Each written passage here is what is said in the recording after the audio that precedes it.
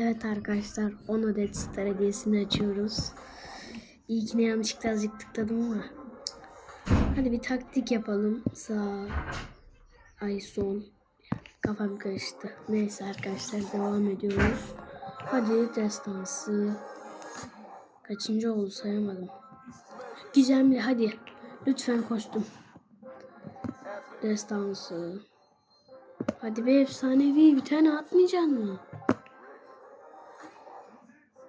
Aa. Bu nedir?